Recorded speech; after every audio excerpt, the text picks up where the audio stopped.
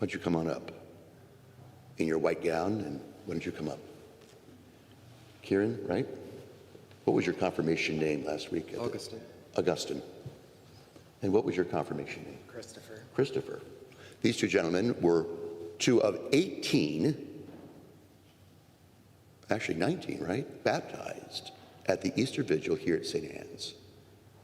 And what we read in that letter of the Acts of the Apostles in the first reading, how the number was being added to the community day by day. Hundreds, thousands were being baptized. This is something that goes on.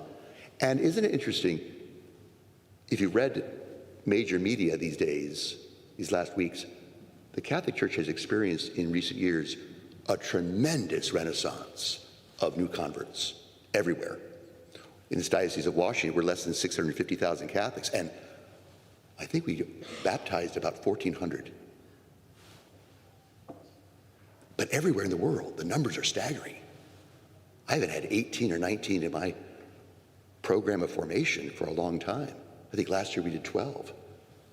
I don't want it anymore. It's too much work. But these gentlemen and the others are wearing their white baptismal gowns because why? That garment goes back to the very early church when they would put on the white. It's called an alb. Alba in Latin means white, a simple garment.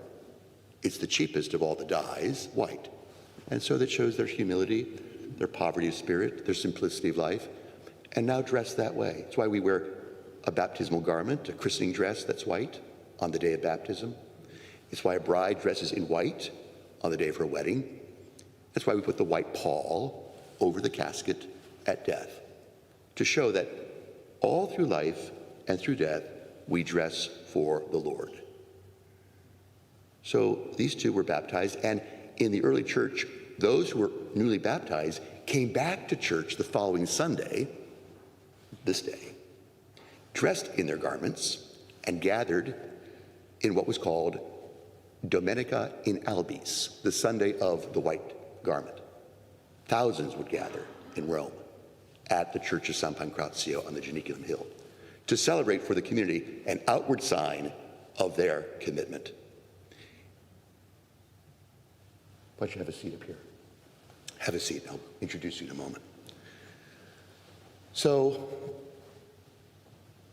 think about now Thomas and how he had to actually see in order to believe. So here we are at Mass. When I elevate elements of bread and wine, what do you see? Well, you can say, well, I see bread and I see a chalice of wine. But what do you believe?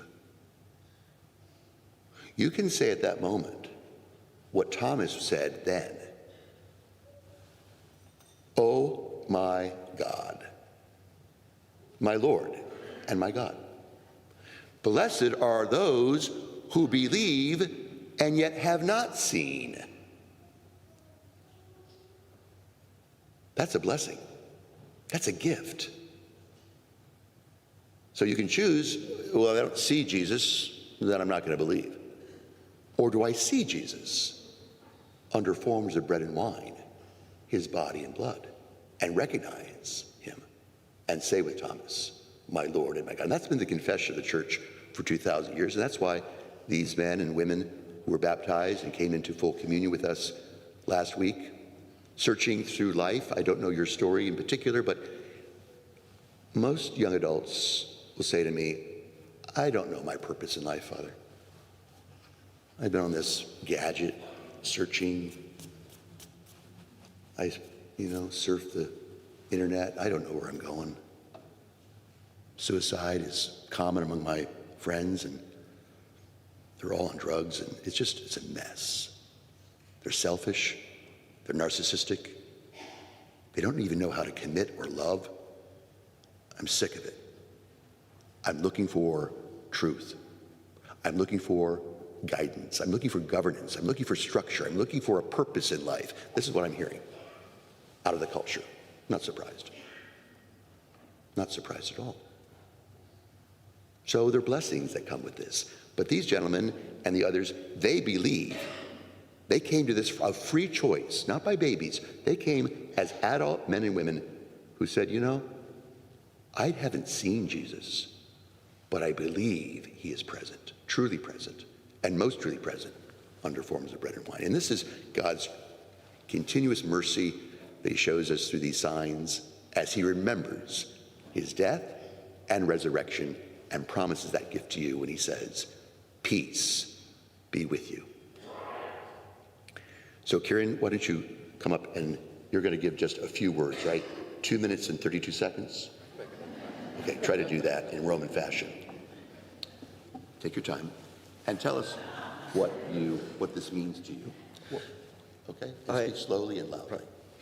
My name is? My name is Kieran Serbu. I, as Monsignor has said, just recently came into the church.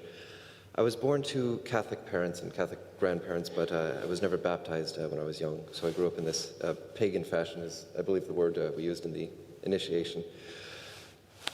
I moved to DC about 4 years ago to attend law school, and every day on my commute for about a year and a half, I passed by this beautiful church, and I just stopped to look at it one day and entered inside, and I had never been to a mass before. It was a very odd experience coming into that, but I left with such a sense of peace, and a peace I didn't particularly realize until much later.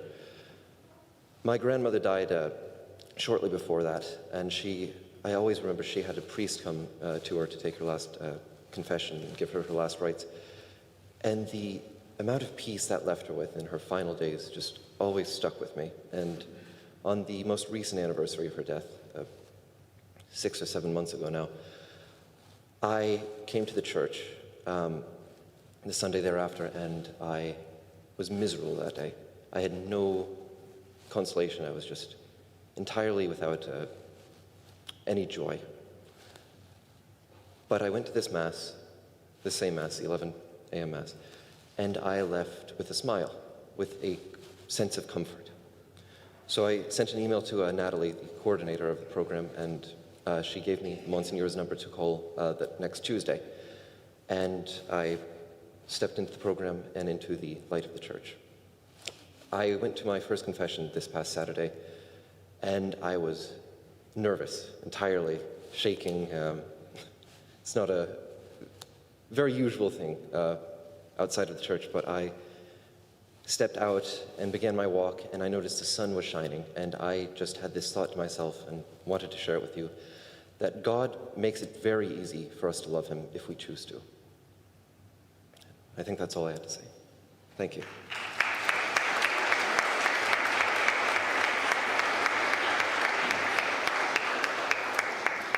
You want to say 1 minute of your story? This is Christopher. This is your confirmation name, Christopher. And tell us your name and what brought you to the church. My name is Ryan. I went through an addiction after high school, and I went through homelessness in Baltimore City, and I eventually went to rehab on October 29th, 2024. And in rehab, I found a book in the library called Rediscovering Catholicism by Matthew Kelly. And it really helped open my mind to Catholicism and helped reform what I think of the church. So I left rehab and now live in a sober living home here in DC. And I started going to Narcotics Anonymous meetings and staying sober, but I still felt unfulfilled. I was still searching for meaning and purpose in life. So I started going to Catholic Mass, and I felt a calling to get baptized. So I started looking into OCIA programs near me, and that's when I found out about St. Anne's. And I contacted Natalie, and I began the OCIA class progress in September. I was given a godfather, Scott, who helped me through the process and helps me with whatever I need.